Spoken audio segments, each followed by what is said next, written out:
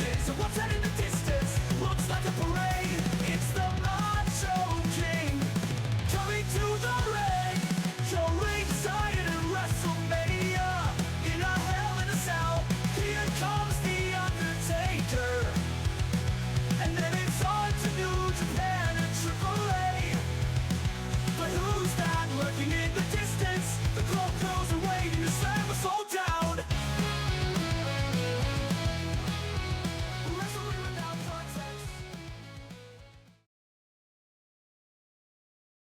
For those of you listening at home, Brian, right before the record button just came on, burped perfectly before. So welcome to the Wrestling Without Context podcast, episode 6. Please join me, lifelong wrestling fan Sean, as I take my friend Brian. A lifelong fan. Yes. Complete unknown to the world of sports entertainment, on a thrilling journey into the world of professional wrestling. With no prior knowledge or context, Brian experiences the magic, drama, and unforgettable moments of wrestling for the first time. Join them as I guide him through the larger-than-life characters, jaw-dropping feats, and stories that make wrestling an unforgettable experience. For those that are joining us for the first time, the way the show works is prior to recording the episode, I show Brian a match that he has never seen before. And then we also watch something that what I will call wrestling adjacent, a segment, a promo, whatever I think Brian will enjoy. And then we hit record on our podcast and we talk about it. Hello, Brian. Hello. Sorry, I had something's in my eyes, and Yeah. I know that's gonna. If anybody's watching this instead of just listening, that's what's going on. I'm weeping so much just because I don't know why. Yes, I know. And I was going to congratulate you for not interrupting me again. But of course, the reason why you weren't. It's because my eyes are in so much pain. I know. It's like, because I am in literally physical pain. Oh God, how are you, Brian? How you doing? It's been a minute. For those of you that are unawares or have not watched our show before, please go back and watch our previous episodes. We're on YouTube, we're on Spotify. Throw us a 5-star review, hit subscribe. Do that thing you do. Yes, I thought about this. That thing you do, Yeah, is something I got. Tom Hanks in a big movie. please don't. It's very important you don't suck today. I make no guarantees. Or my personal favorite. Like, are you crazy? The man in a really nice camper wants to put our song on the radio. Yes. Give me a pen. We're signing. We're all signing. We're signing. Yeah, Steve Zahn is just a. I love Steve Zahn. Yes, love Steve Zahn. Oh God, where were we? Yes, the last time Brian and I recorded was before Memorial Day. We had to record because Brian was going home to see his family, and Yes. it's been a minute. So how you been, Brian? Good. I'm doing really good. Family's all good. We had a big family reunion. It was really nice. And then I just took a week off. Vacation. Yeah, I on the know. ground. Podcasting is hard work. You need to take a week off. That's right. Yes. That's what you took a week off from.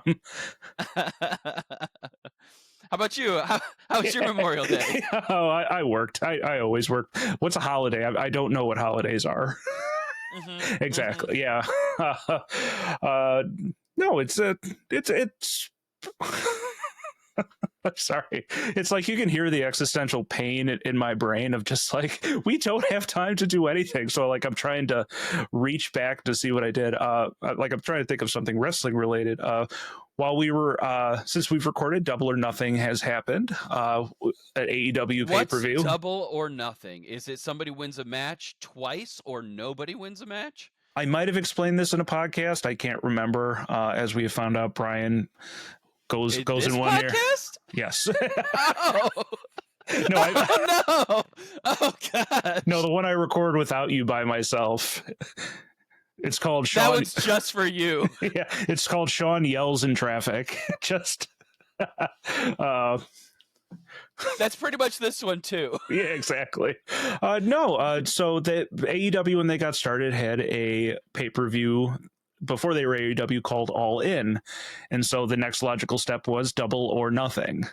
So it like Okay. Like and then we went to All Out. Was the other one? yes. So the first pay-per-view was in Vegas. They've since moved away from that. So it's always been very poker themed. Awesome. No, it was a fantastic pay-per-view. Of course, I couldn't watch it live, so I had to watch it in pieces. We had a fantastic Anarchy in the Arena match, which I'm sure it went right on my list of things to show Brian, because it had probably some of the most magical moments I can remember in a wrestling match. It had something for everybody. Do I know anybody in it?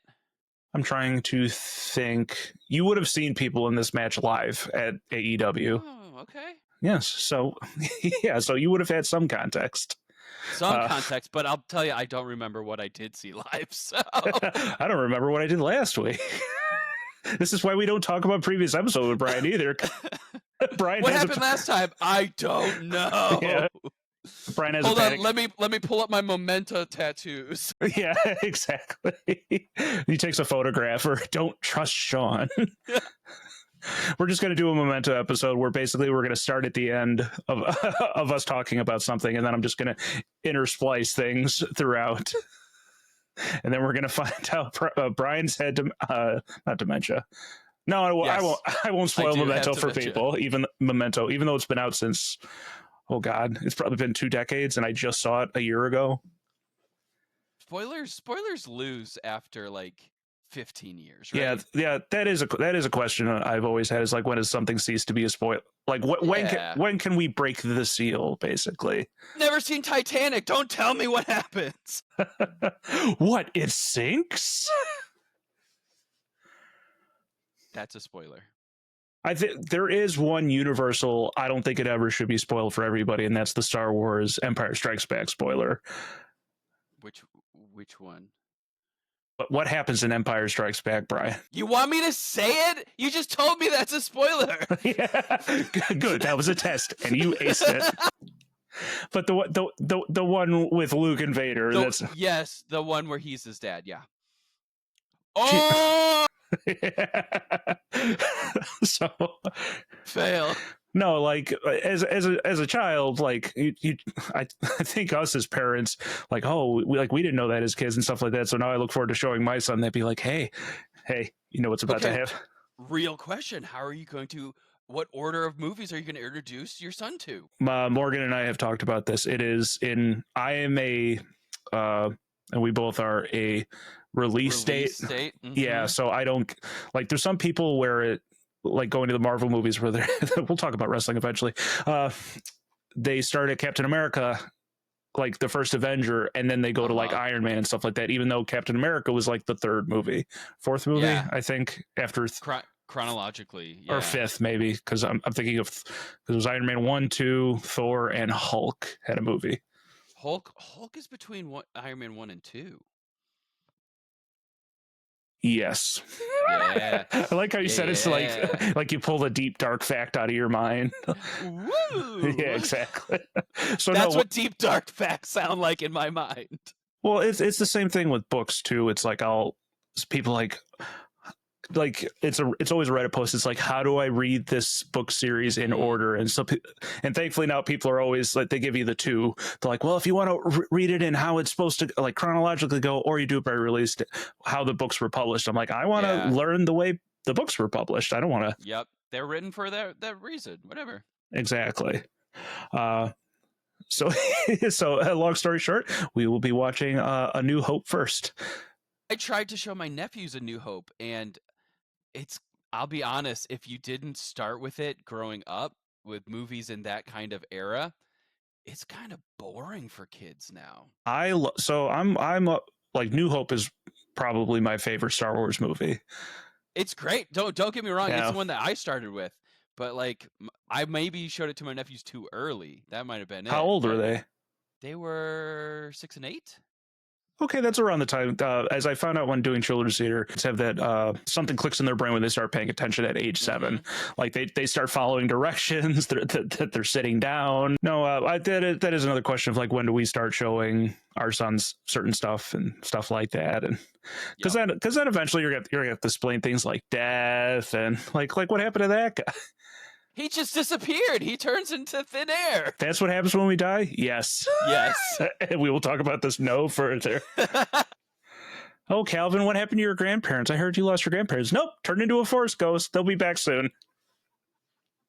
They still talk to me at night. Sorry, teacher. We're trying to work through this as best we can. Uh, yeah. Okay. So, moving on. Last week we watched a hardcore match and the Hollywood ending with Mariah May and Tony Storm. And this week, since we had last recording, unfortunately, the famous wrestler Sabu had passed away. Sabu, while I don't know a ton of his matches, has always just been this sort of mythic figure, which is what he would always want. So I wanted to dedicate an episode to showing Brian of what Sabu is and about, and obviously I had many choices. I did possibly think of showing Brian the Terry Funk Sabu barbed wire match that they had, and going watching. I'm like, I don't know if Brian's ready for this one. They get tangled up in all the barbed wire, and people are split open. It's very graphic. Exactly. See, exactly. Brian doesn't even see it, and he's like, and so, and like I've been saying, we've watched a lot of hardcore wrestling matches, and there's like maybe a couple wrestling moves in the beginning, but it just becomes them throwing each other into the barbed wire and getting all caught up and throwing each other. So other two options I had was the tag team match with Rob Van Dam and Hayabusa, and I can't remember the other guy's name, from Heatwave 98. I tried watching it. Bill Alfonso's whistle annoyed the shit out of me because he was just blowing his whistle every 5 seconds, and so I was like, I don't know if Brian can deal with this. So it left me with not necessarily my last choice, but another choice. So we watched Taz versus Sabu at Barely Legal 1997. This was the first ECW pay-per-view. It took place on April 13th, 1997 in the ECW Arena in Philadelphia, Pennsylvania. This was one of the main sort of co-main events. The main event was the Triple Threat with Terry Funk, the Sandman, and Stevie Richards, who then Terry Funk goes on to defeat Raven for the ECW Championship. Spoiler alert. A lot of spoilers. Yeah. Spoilers. Oh my god. So no, this is like I think it's like a good, nice intro to showing what the homicidal, genocidal, suicidal Sabu is about. Yeah, Brian's looking at me like I'm crazy. They weren't really calling him at this point. At least they weren't throwing it out there every 5 seconds like they usually do. So, Brian, let's just start off. What did you think? That was an intense match. I will be honest. There was blood. There was a lot of jumping off of ropes. Yes. And launching off of chairs, which I didn't even think about. When someone brought a chair, I only thought it was used as a weapon, not as a launch pad. Yeah, that's sort of the fun of Sabu, is that he's a wrestler, but he's not a great wrestler. But he just finds ways to throw his body into people. Or he looks like he'd be doing capybara or something. It's called capoeira. What's a capybara? Is that that's an animal? It sounds like when you're copping a bear. So yeah, don't cop bears. Yeah, just no. cop feels. Yeah, just just don't do that either. Don't do that either. Just for the record, Wrestling Without Context does not condone copping feels of bears or people. There we go. So yeah, like we start off with Taz with one Z in the back. Taz, he's repping one of my favorite podcasts, The Adventure Zone. I'm so happy that he named himself after them. I don't know what this reference is, so provide context for me, Brian. Well, they're a real play D&D podcast called The Adventure Zone. And why do you think that? Well, because they refer to themselves as Taz. Oh. The Adventure Zone. I was like, I know this guy. I don't know this guy. I don't know why I wasn't putting that together in my brain. The Adventure Zone. Well, people, when they see Taz, they think of the Tasmanian Devil. I didn't even think of that. I'll be completely honest with you. Are you not a Looney Tunes fan, Brian? I do like the Looney Tunes. They just had a new movie that came out. They're trying to have that Acme movie come out with Will Forte. One too. Spoilers. Yeah. Well, no, I think someone bought it and they're trying to release it. It's one of the most fantastic premises for a movie I've ever heard. And I don't say that with hyperbole. If like Will Forte has to defend is helping Wile E. Coyote sue Acme for all this stuff he got subjected to. I think that's wonderful. Yeah, I know. It's a perfect idea. No, but a new Looney Tunes. It's called The Day the Earth Blew Up. That just came out. Yes, I remember. Yes, I remember seeing that. I was a very big Looney Tunes fan. I need to check that out. But yeah, we got Taz in the back with the towel on his head, and you couldn't really see much of Taz except for the bottom of his mouth and his beard. I swear, in my mind, I was like, okay, here's Aragorn. He's ready to take off some ring wraiths over here. Come on now. Yeah, he's the Strider in the dancing pony, I think it is. Yeah, the prancing pony? I don't know, dancing, prancing. It's probably prancing. I don't know. Why's it got to be prancing? Why is it got to be dancing? Yeah, I don't know. I'd rather see a horse dance than prance. What's that called? What's that called when the horses when they do their dancing? It's just clop clop to me. Clop clop. The clop clop pony. Yeah, the clop clop pony. We have this nice overhead lighting where it's like someone's just shining a flashlight down into them. They're like 2 inches from the camera. Bill Alfonso's just staring at you. Bill Alfonso. I swear to God, I thought that was Paul Scheer for a little bit. Yeah, he does with much worse teeth. Yeah. I was like, Paul Scheer, here he is. Yeah, tell him, Taz. Yeah, yeah, you're gonna beat him up. Yeah, you hear piano keys in the background or something like that. Oh, yeah. So Taz gets his little promo, and then Taz comes out with like eight people, his team Taz people. So it's a very MMA feel of like, oh, I'm a real wrestler. I'm gonna come out and I'm gonna beat you up. And then in true Sabu fashion, Sabu just runs to the ring with reckless.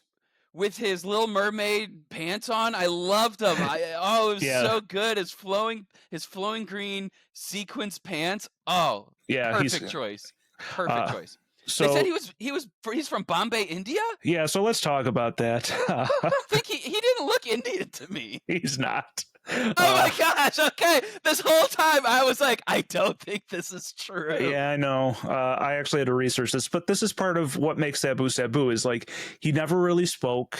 He only really grunted. He didn't do promos until later in his career when it killed his character because it ruins the mystique of the character if he's just this sort of wild, violent sociopath that just wants to hurt people. He is the nephew of the original Sheik from Detroit. But no, I had to look this up. I had to look it up on Wikipedia before we started because again, they don't really talk about it. It's like he was born in Staten Island. Okay. And his real name is Terry Bunk. That's so good. Yeah, no. That's so good. Oh, coming to the ring is Terry Bunk. He's gonna bunk your shit up. Well, there's a famous wrestler who's also in, so his name is Terry Funk. Who was talking? Terry Funk was in the second thing we watched. They were talking about him in the match. I can't remember what we. Oh God, Brian, I'm turning into you. I can't remember what we watched for a second episode. We did. McGruber. Yeah, no, not yet. Yeah, that's the mystique of Sabu. It's like you kind of know, but you don't know. And then, the match sort of starts, and it starts with Taz just sort of kicking the crap out of him with like punches. He busts open Sabu's nose. Yeah, right away, like broken nose. Yeah. But eventually, Sabu gets the upper hand, throws Taz to the outside, throws him over the guardrail, and then we get to see the first of the Sabu jumps where he grabs a chair. And like Brian said, you think Sabu's gonna throw the chair. He did throw a chair at him. He threw a chair at Taz's face. Yes, that is another classic Sabu move, is just throwing the chair at people. But also he uses it as part of the match. Let's actually, before we go any further. What's a human suplex machine? That's Taz. Yeah, I was about to say, apparently that's Taz. So Brian, let's talk about that. Let's put a pin in the chair. Let's put a pin in that. We'll circle back. We'll circle back. So Taz, when he originally started, was like a missing link character. Like he wore like a oh God, like what does Tarzan wear? A leotard, loincloth. Loincloth. He would wear like almost like a loincloth basically, and he had like this like messy hair and stuff like that. He eventually gets injured. He wrestles with this group called the Steiner Brothers, who are actual full-on were collegiate wrestlers, eventually become actual wrestlers. I like how I'm sorry, did you just say collegiate wrestlers become actual wrestlers? Yeah, I realized it as I was going down the road, but hey, it's my show. I'll do what I want. So this is real wrestling, Brian. It's still real to me, damn it. So Taz eventually starts using the suplexes, and then it eventually becomes part of his gimmick of like, oh, I'm the human that's all I do. And then I thought about this as well. I was showing this, like, man, Brian's going to get so confused because we just learned what a suplex was, and now we're calling them Tazplexes. Yeah, he does Tazplexes. Yeah, so Joey Styles, the color commentator, who's also the play-by-play guy, he does both. Every time it's like, oh, a T-bone Tazplex, when it should be like T-bone suplex, a half and half Tazplex. Tazplex, yep. So that's all he does. It's like, oh, Tazplex, Amazing. So he becomes the human suplex machine. I love it. Yeah. So what is Taz's real name? That can't be his given name. Let's look that up. It's very Italian, I know that. Taz wrestler real name. Bill Paxton. Yeah. Oh my god. Is it? No, it's not. That's not Bill Paxton. No, I just can't pronounce his last name. I'm gonna butcher this. It's his first name is Peter. His last name is Sinertia. Awesome. Yeah. So no, he's from New York.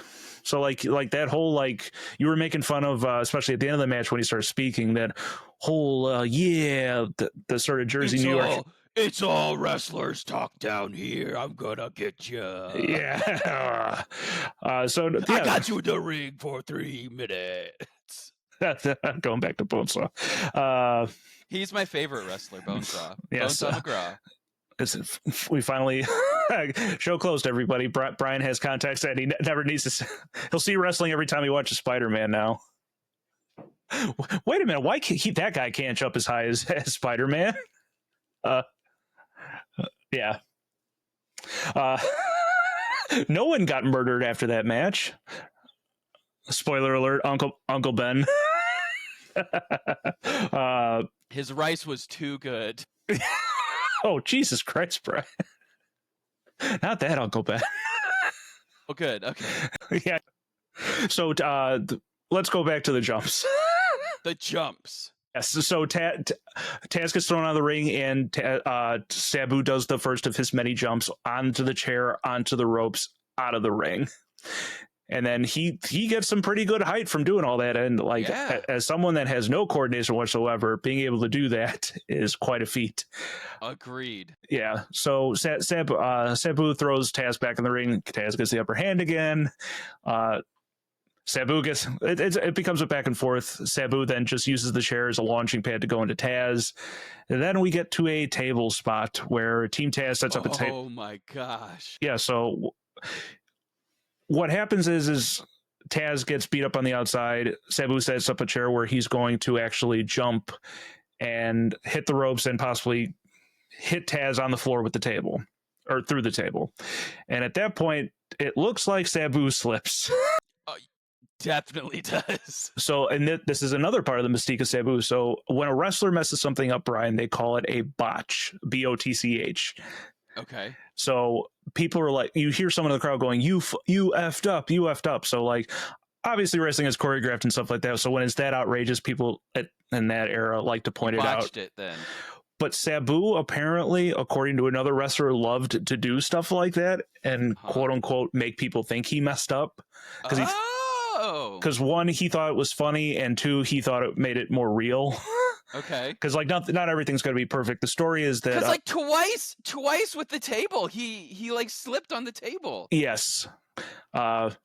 And again, like I think that's part of it, because you don't know if he messed up or if he just meant to do it on purpose. He might have messed up, but it looks like he did it on purpose. So, but the story is that there was another wrestler. His name is Lance Storm. He would have a move where someone would throw him into the turnbuckle. He would jump up on the turnbuckle and jump back and hit a back elbow back into the person. So he tells Sabu loved the move, and he's like, "Hey, you gonna do that back elbow move?" He's like, "Yeah." He's like, "I'm gonna run straight at you, and we're gonna collide. It's gonna look like we messed it up, and we'll really kill the crowd."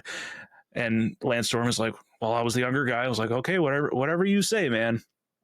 So they do the spot, and they collide and they both fall down, and he's like, people here, he's like, I hear the you effed up, and he's like, I turn over and I just see Sabu laughing and going, ha, ha, ha, we got him. So like he loved to mess with the crowd and stuff like that, but again, like, he's throwing his body around, he's gonna mess up at some points. But no, he Taz catches him. We think we're going to get a Tazplex through the table, and then we get a DDT through the table. Yes. Brian pops for the DDT again. I don't know what it is yet, but it is always there. Yeah. So then the match starts to wind down at that point. Taz keeps getting the upper hand, and like, he throws Sabu out of the ring. He throws him into the crowd. Bill Alfonso keeps yelling at him. He's like, he's not dead yet. He's Sabu. And it's like, it's true. It's like, it was like two Terminators going after one another. It's like one kept going after him. The other one they kept coming back at one another, to the point where eventually Taz just starts suplexing the crap out of Sabu. And he hurts his shoulder doing it. Yes, I'm trying to remember where. Maybe I just wasn't watching close enough. Where Taz messed up his shoulder. I think it was like all the being thrown around and stuff like that being landed on, because we do see a couple of times where Sabu jumps off the middle rope and like rotates and gets a leg drop on him. And that was another point where I wasn't sure what exactly happened because of the camera angles. Because the last leg drop is from the top rope, and Sabu goes all the way across the ring for it. And somersault leg drop? That was a different leg drop. I'm talking about the one off the top rope. But we can talk about the somersault leg drop. What did you like? That was awesome. Yeah, I know. He did a flip into a leg drop. Oh my God, it was the greatest thing I'd ever seen. Honestly. Yeah. But that Sabu, it's like he wasn't doing like suplex or anything like that. He was just, how can I rotate my body and throw myself at this person? Brian's just shaking his head like, man. I can't even imagine. Like, I want to do it so bad, but I can't do it. Yes. I would like to see you try and do a somersault leg drop from a rope. I have vowed never to wrestle again after I've hurt my dear friend Sean. Well, yeah. Yeah, for those that don't know, Brian I once dropped Sean. Yeah, Brian in his infinite wisdom and glory picked me up because he was so happy, and then lost his balance and drove me, like, he basically tackled me. Went down. And I even remember going, Brian. It's like, because you just feel the the bottom falling out under you because you picked me up and bear hugged me and like picked me up like you were oh God, I'm trying to think of a good football analogy. You were like I can't think of any particular place, but like you were a defensive end and you picked me up and drove me down onto my back. It was unfortunate. Yes, and that was that series of unfortunate events with Sean's back now, where I am a hobbled old man at the ripe old age of 37. We found the inciting incident. Exactly. Theater. So, I mean, that happens to both Sabu and Taz. Taz breaks his neck at one point. I don't know, before this or after this. They were talking about how he just got out of like shoulder surgery. Yeah, so that was the surgery that he came back from when he was the missing link character. He had the shoulder surgery, comes back and does this. Okay. He eventually gets a really bad neck injury later, maybe 4 or 5 years after this, and it effectively ends his career, basically. Okay. So he's he was not there for a long time. He was there for a good time. Yeah. Yeah. So the match finishes up with Taz just suplexing the crap out of him. And eventually he locks in that move that Joey Styles was just going insane for, the Kaji Katami, I think is what he calls Gam Jabbar. I wrote down the Gam Jabbar. Gam Jabbar. He's going for the Gam Jabbar. Go for the Gam Jabbar. I'm pretty sure that's what the guy says that gets his heart ripped out. Spoiler alert, in Temple of Doom. I was thinking of Dune. I was thinking of that little needle in Dune. I've never actually seen Dune. Okay, all right, there you go. And as I finally watched something that you haven't. Yeah, I know. It's on the list though. What was it? I don't know. Spice and Space Worms doesn't do it for me. Ooh, it does it for me. Yeah, I know. Ooh, that Zendaya and with that Timothy Chalamet. uh, what was that? No, so Taz eventually wins the match with his what was the name of the move, Brian? It was the Gam Jabbar. Gam Jabbar, yes, or also known as the Taz mission. Oh, the Taz mission, yes. Yeah, yes. so they were calling it its original move. It eventually becomes known as the Taz mission. Okay. Where he just kind of... It's kind of just like a triangle hold or something on the neck or something. It's supposedly the move is a banned jujitsu. Man, I just... Sean's been drinking already, and we're just having so much fun. I'm having a stroke right now. The jiu-jitsu. Oh no, that's worse. Yeah, I know. Taz mission, because I want to know. I wrote. I think I am having a stroke because not only did I typed in Taz. I technically did. Wait a minute, I did do it right because I typed in Taz space mission. So you cut out submission. So it's acting like I don't know what Google's like. What are you talking about? Brian's like, what are you talking about? Let's try Taz chokehold. Nope. Of course, I can't get an image of it. He's basically wrapping his two forearms. Okay. And wrapping the arm around. It's almost like a modified Cobra Clutch. I'm sure all the wrestling fans that are listening to this are yelling at me right now about what it actually is. But yeah, it's a But we don't care if you're yelling at us because we don't have context. Yeah, exactly. Well, I should have context. I'm the one explaining it to you, Brian. So it's like the SNL skits, secondhand news. It's like, did you hear about this thing? Amazing. Or did you hear about that one guy in the corner? Like your parents, like, you see this thing on Facebook? Elon and Donald Trump are fighting. That's just so. So the match finishes up. Taz eventually is like, hey, I called it a Mighty Ducks 2 moment, to which Brian responded, I've never seen the Mighty Ducks. I've said I've never seen the Mighty Ducks 2. I said I've never seen the Mighty Ducks 2. If you've seen 1, how have you not seen 2? Well, I don't know. I liked the first one. It's an hour and a half movies. When you're finished with this, Brian, go watch the Mighty Ducks 2 so you know what the hell I'm talking about. It's one simple line. I said out loud, let's go shake the hands. It's one of the great line readings of all time of a coach telling a player, spoiler alert, it's like, you lost it for me. You lost it for yourself. Let's go shake their hands. I don't need to watch it now. No, I think you do. I think you do, Brian. So, all right. Homework. Yeah, so Taz shakes Sabu's hand, and then we have someone who Brian had never seen before. Then Van Damme show up, and I'm like, is this Jean-Claude Van Damme? That's part of it. It's not spelled the same way. It's VAN space DAM, so it's Rob Van Dam, RVD. Can I be honest with you? I wrote down VAN space DAM, and I thought that's how Jean-Claude Van Damme wrote it. It's definitely not. There are 2 M's and an E in Van Damme. Oh, no! I'll let you place them wherever you want in his name. But no, RVD comes out as Sabu's partner. He attacks Taz. RVD, what's the R? Rob Van Dam. Yes, we will definitely watch a Rob Van Dam match at some point. He's very awesome. So I don't know. He seems like a heel, man. Yeah, he was very full of himself. Oh, okay. And so yes, Sabu and RVD start beating up on Taz. They throw chairs at Taz. They put Taz through a table. So even though Brian, as we watched it, we're like, I thought we were celebrating Sabu. Why did he lose? I'm like, Sabu always gets what he needs to get done. Sabu gets his stuff in. So they throw Taz on a table. Sabu jumps. He trips again, and then it doesn't look like a great fall for Sabu when he goes through that table. Sabu wins this match. Yeah, exactly. He might have won the battle, but he definitely might win the war. Yeah. And then Bill Alfonso, who came out as Taz's manager, turns on Taz and joins RVD and Sabu.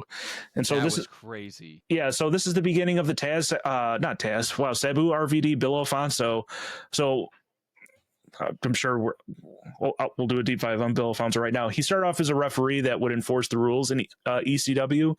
So for Brian, I'm sure you don't know, ECW stands for Extreme Championship Wrestling. So anything goes in their matches. So like you saw, they were using chairs and the ref really didn't care. They were using tables, ref didn't really care. So that's every match. So Bill Alfonso was the ref that was like, no, you can't do that. I'm going to strictly enforce the rules.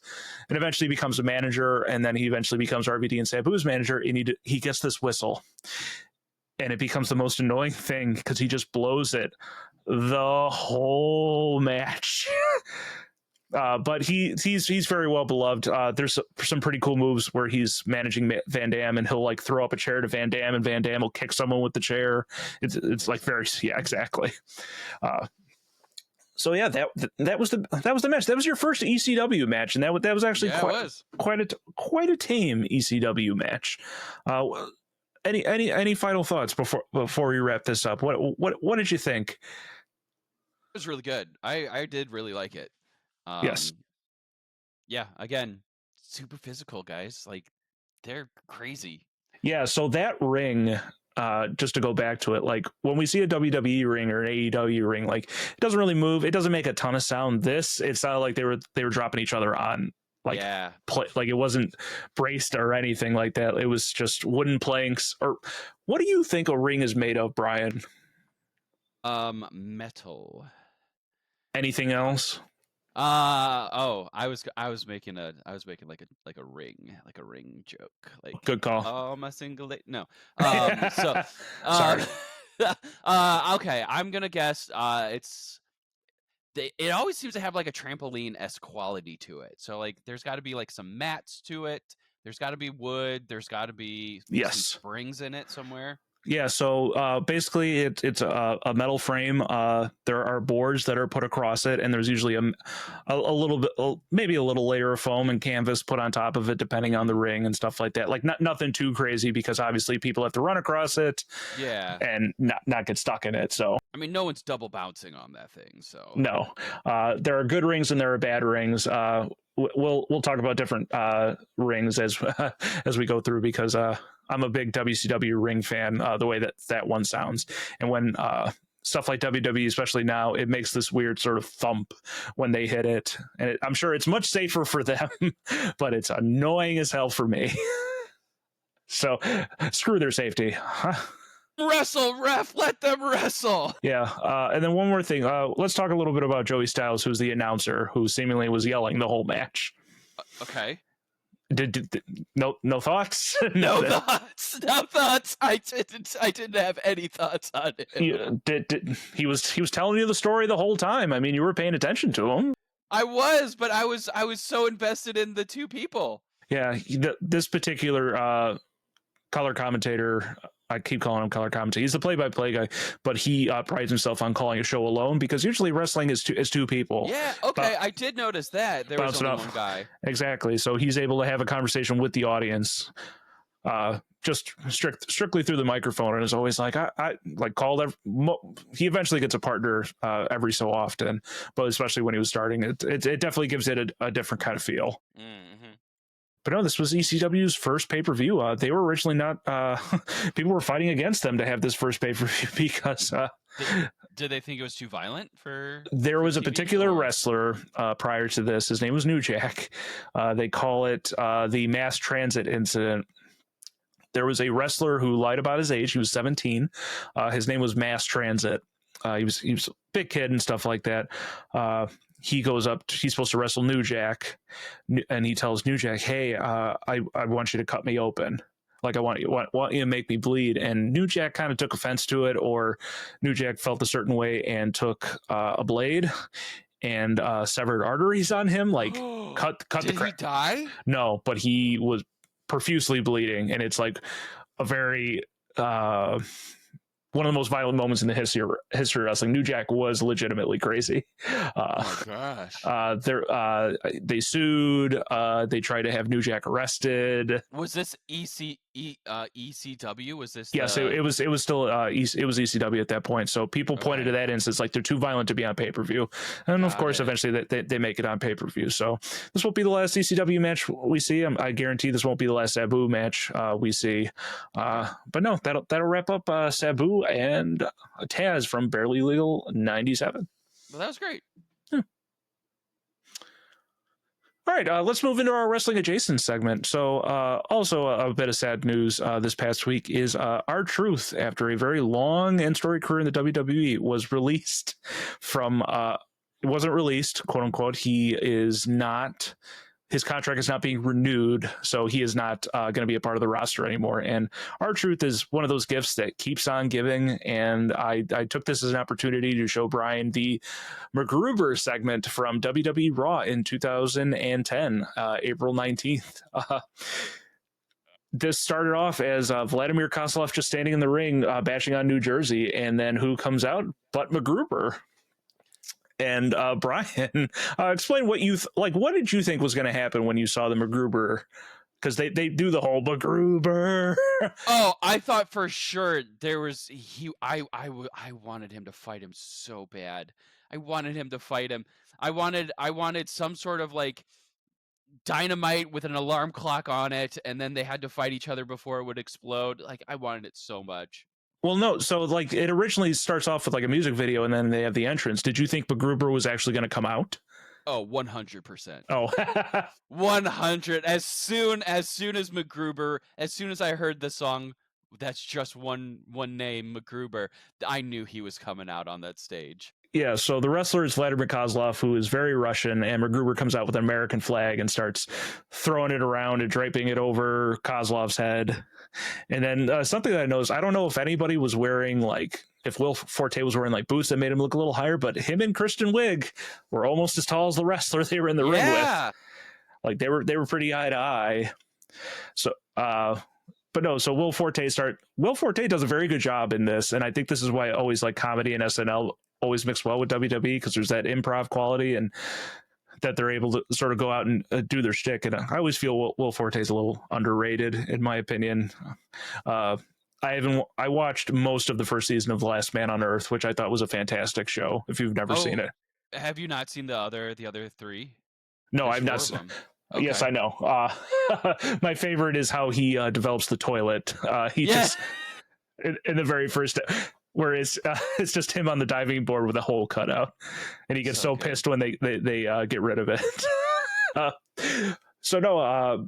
Eventually, Vladimir Kozlov takes offense to all the mean things MacGruber is saying. Kristen Wiig's just standing there going, I don't know if you should do this, MacGruber. And she's like, he doesn't speak for both of us. He doesn't speak for both of us. And like, that was like, they pulled it off very well, because either you commit to this or you don't, and it seems corny, but like, it's Will Forte and Kristen Wiig committed. Yes. Yeah, were in character as their MacGruber characters, having to be in this sort of situation. And MacGruber's like, oh no, like, you need a steady dose of the truth. So we bring out R-Truth, who does his little dancing bit, his what up bit. And MacGruber says, don't you try and run, Kozlov, because I've wired this place to blow. And he's like, right, Truth. And they start doing the what's up. And eventually, What's up? Yeah, exactly. The stage blows up, and we are left with nothing but R-Truth's shoes, which is just a comedy bit of heaven. I love physical comedy. His shoes are smoking, and it's like, oh my god. Yep. And of course, R-Truth comes back and stuff like that. But like that is just yeah, exactly. R-Truth. I was worried. If you go back and watch it, you can see R-Truth run into the back when completely missed that. It's very quick, but like, you see him like duck down, and it's either the person putting out the shoes or it was R-Truth. Amazing. Yeah. So I wanted to show a little bit of comedy to Brian and show what R-Truth sort of brings, because R-Truth was always just one of those people that you could just put out there. There are plenty more R-Truth bits I'm sure we'll watch at some point. Was he just a hype man, or was he a wrestler too? No, he was a very good wrestler. He was former NWA champion, but he develops this chick as sort of a comedy wrestler. Okay. He goes up, he says John Cena was his favorite wrestler as a kid, even though he's older than John Cena. Oh. He also develops he calls it a Little Jimmy character, where he's talking to an imaginary kid called Little Jimmy. He's like, don't mess with Little Jimmy, and he eventually starts doing promos or talking to people. And then he turns his head and is like, well, what did you think of that and stuff like that. So he's always very funny. Okay, I love it. Yeah, so one of his last bits, he comes up to a wrestler's named Solo Sikoa, and he's with another wrestler's name is Jeff Cobb, but he's called JC Mateo. They're all in their 40s, and he's like, "Is this your son?" And Jeff Cobb's a big dude. He's like, "He looks husky." so no, R-Truth again. I haven't even shown Brian anything, and he's already bringing stuff to R-Truth. So I hope to see R-Truth again. So yeah, that'll wrap up our R-Truth and MacGruber segment. All right, we're going to move on to one of our final segments of the show, one of my personal favorites. So we're going to ask Brian, who's that wrestler? For those of you that never played this game before, Brian gets shown a photo of a wrestler he's probably never seen before, and Brian gets to guess who's that wrestler. So for those of you at the home listening on your podcast app, we are looking at a very burly man, not burly Joe Bronson, but he's got a nice chest of hair. He has a fantastic blonde mullet and a wonderful mustache. So good. Yeah, he's wearing this black leather jacket over top of everything, and well, no shirt, Brian. Like, you can't. No, I mean, if you have chest hair like that, why would you? As far as I know, this is from the waist up. He could be a pervert right now. Yeah, He's just wearing a leather jacket. Yeah, he's not wearing any pants right now. welcome to Mullet Flasher Man over here. Yeah, Mullet Flasher Man. Is that who you think this is? This is Mullet Flasher? Yeah, this is Mullet Flasherman. That's his wrestler name. Welcome to the ring, Flasherman. What era do you think he is from? Oh, this is definitely the 70s, man. Yeah. This is definitely the 70s. With that mullet and that mustache, it screams 70s. Do you think he rides a motorcycle? Does he look like he... Absolutely. This guy has a hog. And not just a big dick either. Yeah, exactly. And you were worried I was going to be the one that was going to be less than PG on this show. We got Brian talking about hogs, riding that hog. This dude's riding his hog every night. Yeah, exactly. I think someone else is riding that hog. but no. Yeah, so this turned out better than I thought it would. So just a peek behind the curtain from a segment that we had to cut out. I originally tried to show Brian Balls Mahoney. This guy's Balls Mahoney's dad, Hogs Mahoney. Yeah.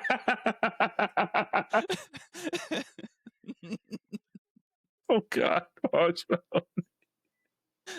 Oh God, I'm belly laughing on that. So no, and I ruined it because I didn't look at the photo because Balls, of course, is holding a chair that says the word balls. Ball sack. And of course, Brian goes, "Is that his name?" And I'm like, "Crap." So I was hoping he wasn't seeing it. To which Brian asked the very pointing question: "Is that his Christian name?" To which we both arrived to look up. What are you gonna name your new baby? He looks like a balls to me.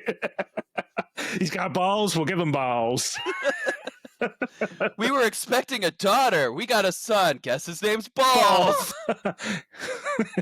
And his little brother testicles. Well, the Family Guy joke I just saw is like, "Oh, so Achilles, that's how you got your name?" He's like, yes, that's the only part that hurt me. What happened to you, testicles? I'd rather not talk about it. Testicles. Yeah. Yeah, exactly. So no, oh God. Any other guesses on who this might be, Brian? Oh man. This is nope, no guesses. No guesses. Okay. I don't think you're ready for what his name is. Is his name worse than Hogs Mahoney? No, it is more manly than that. Nothing's more manly than Hogs. His name is Magnum TA. Oh my gosh, that's so good. Yeah, he's got that Magnum PI mustache. Of course he does. Exactly. So he was a pretty famous wrestler in the 80s. He never got quite big. He gets into a bad accident. I think either a car. Oh, that stinks. So he's Magnum PI, but he's Magnum teacher's assistant. He didn't quite make it through Jesus the detective Christ, agency. Brian. Come on. Oh, Jesus. No, he's not like that. He's not crippled, Brian. Teacher's assistant. Well, I thought you were. That's what the kind of assistants you were talking about. I'm sorry. Yeah, like college. Yeah, no, he's Magnum's TA. We both went in very different directions with this. No. Oh no. So let's see what Magnum's real name is. Oh God, Terry Wayne Allen.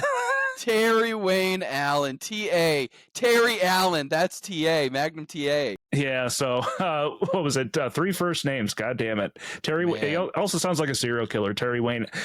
He kind of looks like a serial killer too, a little bit. Yeah, got like that little Jeffrey Dahmer, not Jeffrey Dahmer, Ted Bundy. Wow, Jeffrey Yeah, Dahmer had no charm.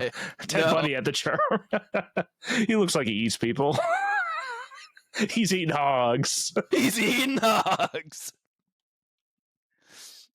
Welcome to the 4th of July. Yeah, Jesus Christ. As we move into our summer months, we'll have a nice little mouthful of this Magnum TA. Let's put those hogs on the grill. Yeah. Something smells great. Enjoy your hogs, everybody. And that'll wrap up our Who's That Wrestler for this week. And our very, very last segment, this was sent to me by my good friend Soups out in the Games Marks Discord chat. I can't believe this. Yeah, he sent this to me. He's like, you got to show this to Brian. And I'm like, I'll try and fit it in. So I kind of surprised Brian. Unfortunately, we're not going to watch it live. Nightmare fuel. So I would encourage everyone to go to your YouTube machines right now and type in Stone Cold ET. As we found out last week, Brian is not a big ET fan, and if he could, he would pile drive him, suplex him, DDT him all the way into the middle of the ring. Yes, so here's the thing, right? The thing that I knew as fact was I could take ET in a fight. I could do it. If he showed up here, I would kick him. But like now that I've seen Stone Cold ET, I know he would whoop my ass, and I can't handle that. Yeah, so for those of you that just kind of want to know what Stone Cold ET is, someone got the idea to wear ET mask and go to a White Castle drive-through to order food as they do it in a Stone Cold accent. So it's a lot of man, ET's gonna whoop some ass out here. He just wants some cheeseburgers. What? So. These poor people in the drive-through. But my favorite part of this is nothing that he does as Stone Cold ET. Is he goes to the first. They tell him to move around because they can't hear him. So someone's filming him. He goes around to the first window and he starts doing a bit again. And he stops and he's looking around and then he just goes in his normal voice. Is it this window or the next window? And the guy filming goes, it's the next window. And he just goes, okay. And then he drives and then goes back into the bit. And then they don't, the poor drive-through people don't want to talk to him. He just cuts this huge long promo and Brian is just mortified and getting angry and chuckling as he's like, I can't believe you're making me do this. This was my nightmare. Exactly. Imagine Brian, you working at the Crafty Beaver. Someone, Stone Cold ET walks in. I honestly would have lost my mind and ran away. Exactly. Another good bit. He's like, oh, when Stone Cold ET, he drives that bike, he drives that son bitch straight up the street. It was very good. We have not watched a Stone Cold promo or anything like that, so if maybe you would have gotten a chuckle if you. Now, I thought that was Stone Cold Steve Austin under the mask. Is that not true? No, that is really not true. So, it'd be great if it was. Like it'd be Stanley. If the whole time. See, now don't you feel bad? Oh, I don't feel bad at all. Yeah, so no, that is just some random person. And as we found out, that video has 6 million views on YouTube. Yeah, so F you, dude, for making that movie. Exactly. Then so I'll try and find other ET related wrestling No, segments. no. You know what was my nightmare? It was the 2000 Super Bowl when ET was doing all those Pepsi commercials, and I hated it. I hated it so much. Jesus Christ, Brian. Put it away. Like, stow that shit. My hog's coming out. Yeah. Oh, Jesus Christ. So no, Brian's gonna have to go for a walk after this. Where he's just like, oh, that ET, just walking. I gotta walk it off, man, walk it off. There's a fantastic guy on Instagram right now who's doing bits where it's like when my mom saw my report card in the 8th grade and took away my PlayStation. And it's just him in a room, like getting angry and like balling up his fist. Yeah, like listening to early 2000s metal music and stuff like that. It's fantastic. That's Brian thinking about that's ET me right now. Yeah. So, for those of you at home, join in on Brian's fan and watch. Go check out Stone Cold ET. According to this title, hilarious drive-through WWE. It was only that's the thing. It was only hilarious to the people, not the people in the drive-through. The people in the drive-through are like, yes, if you don't take off the mask, okay, you're not going to take off the mask. Thank you very much. So maybe that's part of it. So I think part of this is that, like, because the woman at the end who was like very annoyed starts smiling at them.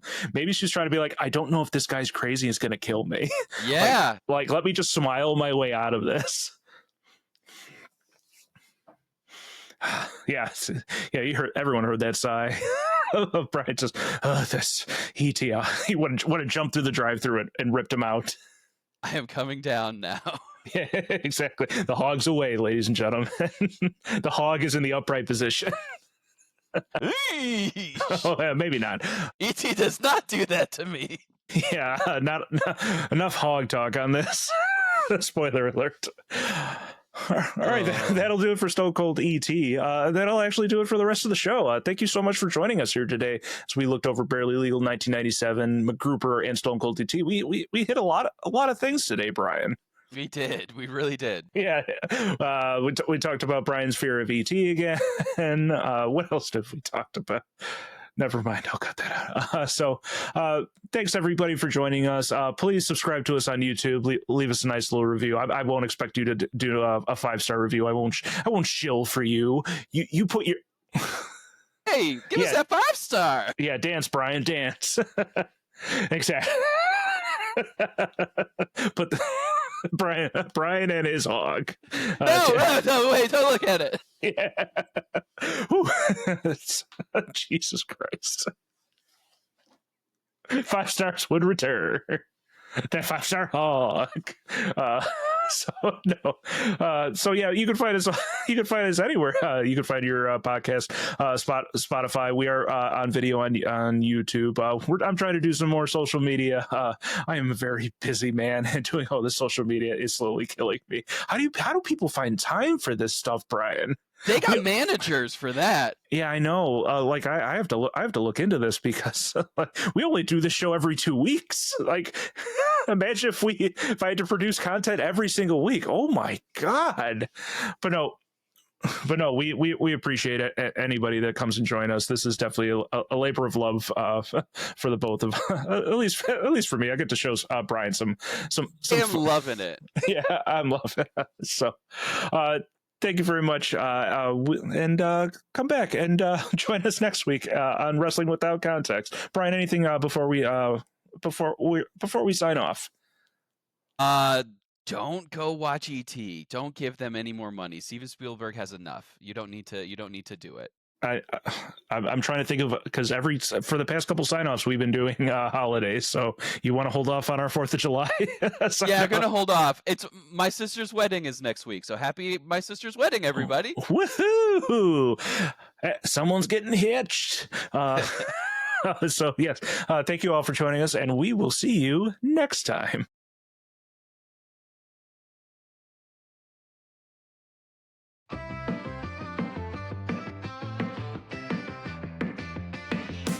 Brian doesn't know about suplex slams. He thinks a wrist lock is a boy band. Can't tell a moonsault from a flying knee. He's clueless about the ring's legacy.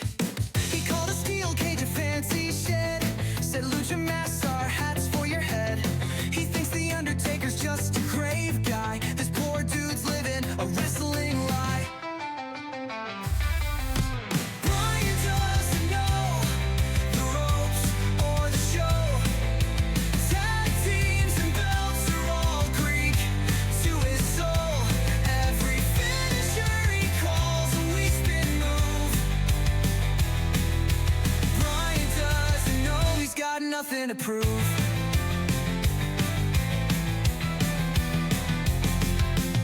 Missed WrestleMania 4 and in class, confused a pile driver with a chair to crash. He thought kayfabe was a type of pie. Stop pretending, kid, we all sigh. The crowd chants loud, but he's writing checks. He thought a headbutt was just bad next. We tried to teach him the world of the ring, but Brian shrugs off everything.